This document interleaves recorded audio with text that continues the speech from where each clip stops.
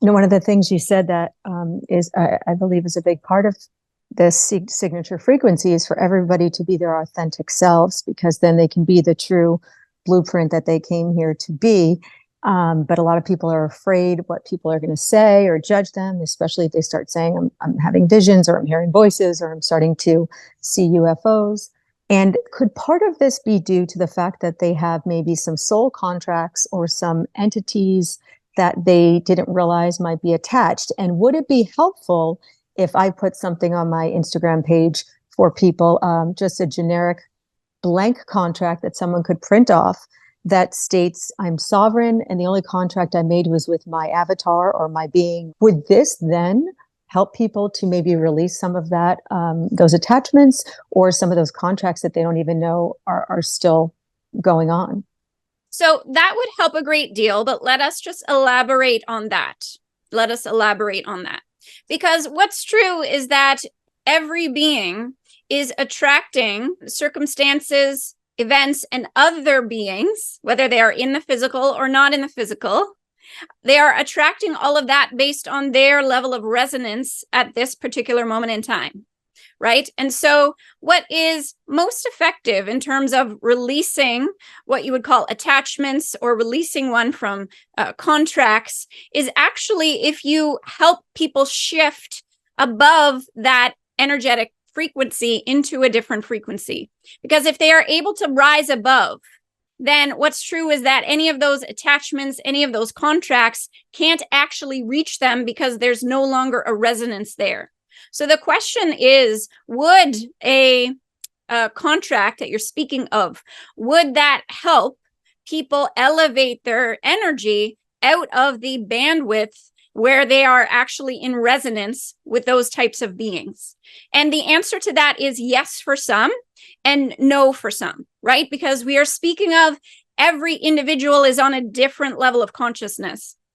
So the overall question would be, how can I help those who are experiencing perhaps a lower bandwidth where they are interacting with beings they don't wish to interact with and still attached to these contracts that they wish to unplug from? The question then becomes, how do I help them raise their resonance so that they are above that level?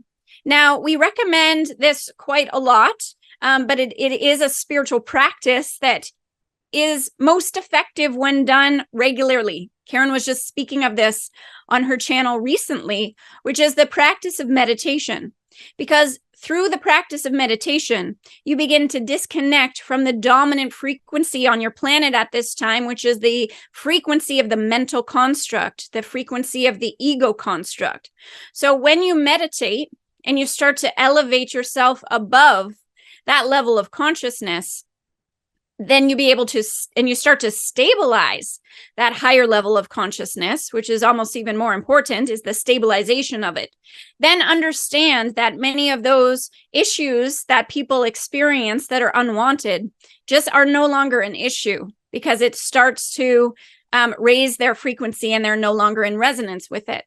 The ones that you are speaking of that are in resonance with these attachments or contracts, we would say that level of consciousness is often in the level of consciousness of fear. And so they tend to attract circumstances, beings, and events on that level. They actually are attracting that which they're afraid of. So then the question becomes, how do I help that being release that energetic of fear that is so dominant on your planet right now? And how do I help them elevate and raise their consciousness above that? Now, we've said before, and we'll share this with you, that is really, truly is different for each being. However, if we could recommend one practice that is most effective for most beings, we would say it is the practice of meditation. Again, because that mental construct that is dominant on your planet right now is a vibrational frequency. It's like a radio station that almost every human is plugged into at this time. Even ones that are quote unquote interested in spirituality, even some of those beings are actually still plugged into, very deeply plugged into the mental construct. So perhaps the question is not, will this specific contract help, which it will help. But also, it's how can I share practices that will shift energy for different types of individuals, right? Because there are many different practices suitable for many different people. Does that answer your question? Yes, exactly. I know everything is frequencies, my own personal belief, because everyone's on their own timeline, creating their own reality.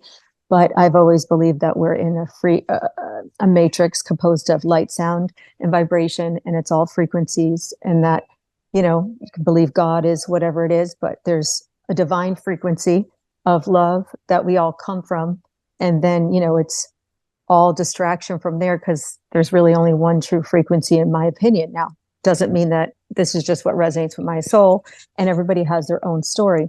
But I will say that we just want to interrupt for a second, because we agree with that. We are on that wavelength. And what we have taught is that there is the purest frequency that is source energy, or you could describe that as love.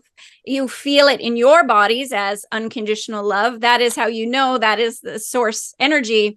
And all the rest here in this experience is just the duality that helps you understand what that frequency is. The contrast. Exactly. And so the game, as you have stated, and as we have stated many times in the past, is how do you release all of those energies and frequencies within your system that are not of alignment with source, not aligned with source? And how do you, while you're still in the physical body, how do you reconnect and realign yourself with source so that you become that beacon of light that you are here to be? Now, the truth is that many light workers, empaths, starseeds, when they incarnate, they have that intention. What happens is when they incarnate, they lose themselves in the lower frequency that is the mental construct. And then the game becomes, it's kind of like finding your way out of a maze. Yeah, totally.